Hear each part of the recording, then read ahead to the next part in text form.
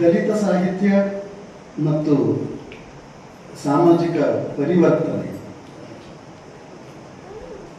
ದಲಿತ ಸಾಹಿತ್ಯ ಅಂತನ್ನುವಂತಹದ್ದನ್ನ ನಾವು ಅದು ಯಾವಾಗ ಹುಟ್ಟಿತೋ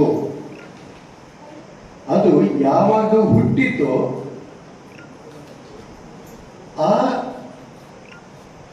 ದಿನದಿಂದ ಮುಂದಕ್ಕೂ ಮತ್ತು ಆ ದಿನದಿಂದ ಹಿಂದಕ್ಕೂ ಅದನ್ನ ಗಮನಿಸಬೇಕಾಗಿದೆ. 1958ರಲ್ಲಿ ಮುಂಬೈನಲ್ಲಿ ಅಣ್ಣಾ ಭಾವ್ ಸಾಠೆ ಅವರ ನೇತೃತ್ವದಲ್ಲಿ ಮಹಾರಾಷ್ಟ್ರ ದಲಿತ ಸಾಹಿತ್ಯ ಸಂಘ ಒಂದು ಸಮ್ಮೇಳನವನ್ನು ನಡೆಸಿತು. ಅದು ದಲಿತ ಸಾಹಿತ್ಯ ಸಮ್ಮೇಳನ ಅಂತಾನೆ ಇತ್ತು. ಅಲ್ಲಿ ಅವರು ಮೊದಲನೇ ಬಾರಿ ಈ ದಲಿತ ಸಾಹಿತ್ಯ ಅನ್ನುವಂತಹ ಒಂದು ಪದವನ್ನು ಬಳಸಿದ್ರು, ಒಂದು ಪದಗುಚ್ಛವನ್ನು ಬಳಸಿದ್ರು. ಅಥವಾ ಒಂದು ಅದ್ರ ನಂತರ ಅದನ್ನು ನಾವು ಬಳಸ್ತಾ ಬಂದ್ವಿ. ನಮ್ಮ ಕರ್ನಾಟಕದ ಮಟ್ಟಿಗೆ ನಾವು ಗಮನಿಸೋದಾಯ್ತು ಅಂತಂದ್ರೆ 12ನೇ ಶತಮಾನದಲ್ಲಿ ದಲಿತ ಸಾಹಿತ್ಯದ ಕುರುಹನ್ನು ನೋಡ್ತೀವಿ. 12ನೇ ಶತಮಾನಕ್ಕೂ ಮುಂಚಿನದು. ಯಾಕೆಂದ್ರೆ ಮಾದರ ಚೆನ್ನಯ್ಯ ಅವರು ಬಸವಣ್ಣನಿಗೂ ಪೂರ್ವಿಕರು, ಹಿಂದಿನವರು. ಯಾಕೆಂದ್ರೆ ಇವರು ಬಳಸ್ತಾರೆ, ಅಬ್ಬನು ನಮ್ಮ ಮಾದರ ಚೆನ್ನಯ್ಯ, ಒಬ್ಬನು ನಮ್ಮ ಜೋಹರ ಕಕ್ಕಯ್ಯ. ಅವರು ನಾನು ಇವರ ಪರಂಪರೆಯಲ್ಲಿ ಬರ್ತಾ ಇದ್ದೀನಿ ಅಂತ ಒಪ್ಪಿಕೊಳ್ತಾರೆ. ಅವರನ್ನ ತಂದೆಯಾಗಿ ನೋಡ್ತಾರೆ, ಚಿಕ್ಕಪ್ಪನಾಗಿ ನೋಡ್ತಾರೆ. ಹೀಗೆ ಈ ದಲಿತ ಸಾಹಿತ್ಯ ಮತ್ತು ಸಾಮಾಜಿಕ ಪರಿವರ್ತನೆಯ ಈ ವಿಷಯದಲ್ಲಿ ಈ ಮಾದರ ಚೆನ್ನಯ್ಯ ಅವರ ಒಂದು ವಚನದೊಂದಿಗೆ ನನ್ನ ಮಾತನ್ನು ಶುರು ಮಾಡಲಿಕ್ಕೆ ನನಗೆ ಸೂಕ್ತ ಅಂತ ಅನ್ನಿಸ್ತಾ ಇದೆ.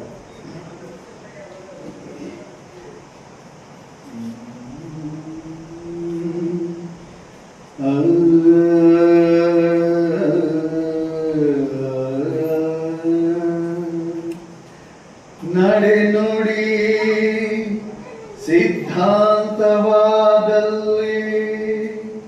ಕುಲ ಹೊಲೆಸೂತಕವಿಲ್ಲ. ನಡೆ ನುಡಿ ಸಿದ್ಧಾಂತವಾದಲ್ಲಿ ಕುಲ ಹೊಲೆಸೂತಕವಿಲ್ಲ.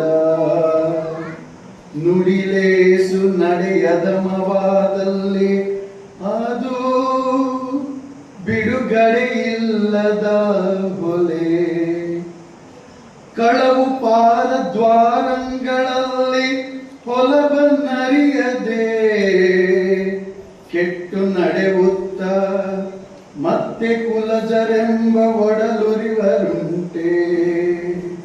ಮತ್ತೆ ಕುಲಜರೆಂಬ ಒಡಲವರಿ ಉಂಟೆ.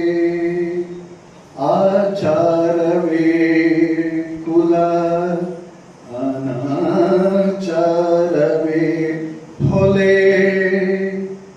ಇಂತಿ ಉಭಯ ತಿಳಿದರಿಯಬೇಕು, ಇಂತಿ ಉಭಯ ತಿಳಿದರಿಯಬೇಕು. ಕೈಯೊಳ್ ಕತ್ತಿ ಅಡಿಗುಂಟ ಕಡಿಯಾಗಬೇಡ. ಹರಿ ನಿಜಾತ್ಮ ರಾಮ ರಾಮನ, ಹರಿ ನಿಜಾತ್ಮ ರಾಮ ರಾಮನ. ಮಾದರ ಚೆನ್ನಯ್ಯ ಅವರ ವಚನ. ಇದನ್ನ ನಾವು ನೇರವಾಗಿ ಬಸವಣ್ಣನವರ ಮೇಲೆ ಹೇಗೆ ಪ್ರಭಾವಿಸಿತು ಅಂತ ಅನ್ನೋದನ್ನ ನಮಗೆ ಗಮನಿಸಬಹುದು. ಆಚಾರವೇ ಕುಲ, ಅನಾಚಾರವೇ ಹೊಲೆ. ಬಸವಣ್ಣ ಆಚಾರವೇ ಸ್ವರ್ಗ, ಅನಾಚಾರವೇ ನರಕ ಅಂತ ಅದನ್ನ ಮತ್ತಷ್ಟು ಅದನ್ನ ವಿಸ್ತರಿಸ್ತಾರೆ ಅಥವಾ ಮುಂದುವರಿಸ್ತಾರೆ. ನಿಮ್ಮ ಮೊಬೈಲ್ ರಿಂಗ್ ಟೋನ್ ಆಗಬಾರ್ದು. ಇಡೀ ಕಾರ್ಯಕ್ರಮದಲ್ಲಿ ಅದನ್ನ ಕಟ್ಟುನಿಟ್ಟಾಗಿ, ಯಾರೋ ಒಬ್ರು ಹಾಸ್ಪಿಟಲ್ ಇದ್ದಾರೆ, ತುಂಬಾ ಅಗತ್ಯ ಇದೆ, ಇನ್ನೆಂತಾದ್ರೂ ವಿಪರೀತ ಸಂಬಂಧ ಇತ್ತು ಅಂತಂದ್ರೆ ಮಾತ್ರ ನೀವು ಅದನ್ನ ಸೈಲೆಂಟ್ ಆಗಿ ಇಟ್ಕೊಳ್ಳಿ ಮತ್ತು ಬಂದಾಗ ಹೊರಗಡೆ ಹೋಗಿ ಮಾತಾಡಿ. ಮೊಬೈಲ್ ನಮಗೆ ಯಾವ ರೀತಿಯಲ್ಲಿ ನಮಗೂ ಮತ್ತು ನಿಮಗೂ ತೊಂದರೆ ಯಾವ ಕೂಡುದು. ಇದನ್ನ ನೀವು ಸ್ಕೂಲ್ ಮೇಸ್ಟ್ರು ಸ್ಟ್ರಿಕ್ಟ್ ಆಗಿ ಹೇಳ್ತಾರಲ್ಲ, ಹಂಗೇಟಾಗಿ ನಿಂತಲೇ ತಿಂತಾರೆ.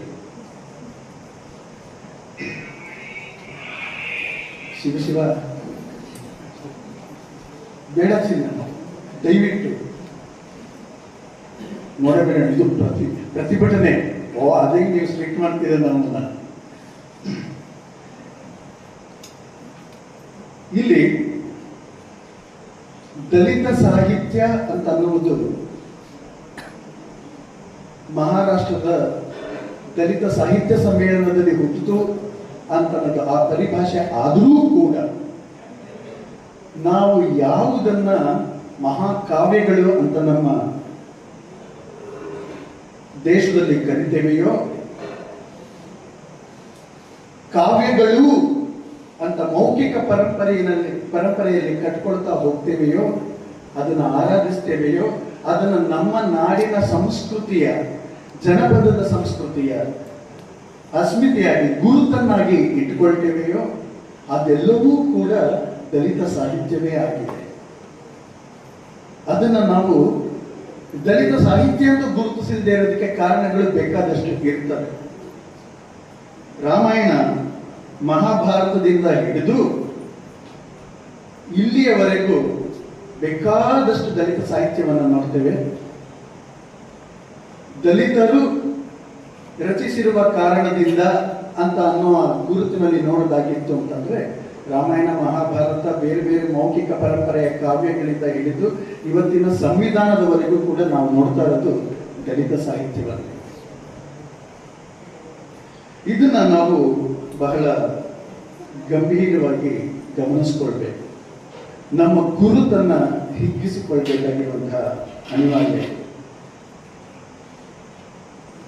ಇವತ್ತು ಶ್ರಮಿಕರ ಮತ್ತು ಕಾರ್ಮಿಕರ ಮೇ ದಿನಾಚರಣೆ.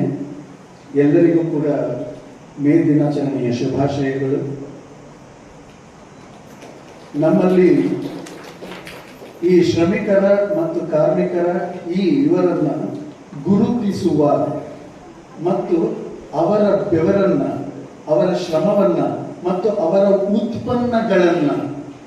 ಉತ್ಪನ್ನಗಳನ್ನ ಮಾನ್ಯ ಮಾಡುವ ಅದು 12ನೇ ಶತಮಾನದಿಂದಲೇ ಶುರುವಾಗಿದೆ. 12ನೇ ಶತಮಾನದಲ್ಲಿಯೇ ಅವರವರು ಯಾರೋ ಒಬ್ರು ಶರ್ಮಾನೋ, ವರ್ಮಾನೋ, ಗುಪ್ತಾನೋ ಹೆಸರುಗಳನ್ನ ಇಟ್ಕೊಳ್ತಿರ್ಲಿಲ್ಲ ಶರಣರು. ಅವರೆಲ್ಲರೂ ಅವರವರ ಕಸುಬಿನ ಕೆಲಸದ, ಅವರ ಶ್ರಮದ ಬದುಕಿನ ಹೆಸರನ್ನು ಅವರ ಜೊತೆನಲ್ಲಿ ಹಿಡ್ಕೊಳ್ತಿದ್ರು. ಹಡಪದ ಅಪ್ಪಣ್ಣನಾಗ್ತಾನೆ, ಸಮಗಾರ ಹರಳಯ್ಯನಾಗ್ತಾನೆ. ಹೀಗೆ ಅವರವರು ಆಯ್ದಕ್ಕೆ ಲಕ್ಕಮ್ಮ ಆಗ್ತಾಳೆ, ಸೂಳೆ ಸಂಕವನಾಗ್ತಾಳೆ. ಹೀಗೆ ಅವರವರು ಅವರವರ ಕೆಲಸದ ಗುರುತುಗಳಿಂದ ಅದನ್ನ ಇಟ್ಟುಕೊಳ್ತಾ ಇದ್ರು. ಇಂಥ ಶ್ರಮಿಕರ ಸಂಸ್ಕೃತಿಯನ್ನು ಗೌರವಿಸುವ ಅಥವಾ ಮಾನ್ಯ ಮಾಡುವ ಈ ವಿಚಾರವನ್ನು ನಾವು ಅವಾಗಿಂದಲೇ ಕಲ್ತಿದ್ದೇವೆ. ಹಾಗಾಗಿ ಇದು ನಮಗೆ ಹೊಸತಲ್ಲ.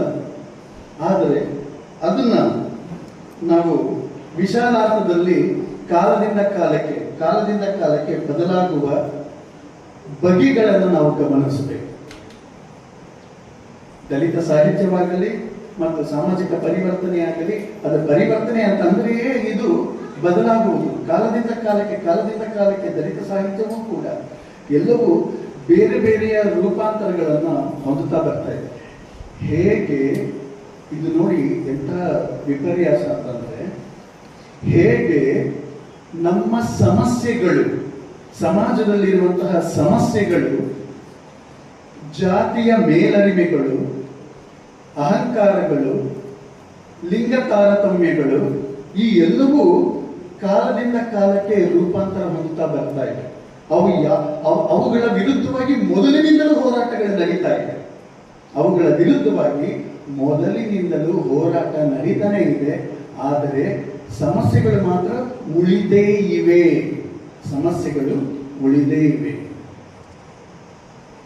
ಅವುಗಳು ಕೂಡ ರೂಪಾಂತರಗೊಳ್ಳುತ್ತಾ ಇದೆ. ಅವುಗಳ ವಿರುದ್ಧವಾಗಿ ಹೋರಾಡುವ ಬಗೆಗಳು ಕೂಡ ರೂಪಾಂತರ ಹೊಂದುತ್ತಾ ಇರ್ತವೆ. ನನಗೆ ಈ ಬಿ ಟಿ ಲಲಿತಾ ನಾಯಕ್ ಅವರ ನಮ್ಮ ರೂಪ್ಲಿ ಮತ್ತು ಕಚ್ಚೆ ಹರಕ ನಾಯಿ ಅಂತ ಒಂದು ಕವನ ನೆನಪಿಗೆ ಬಂತು.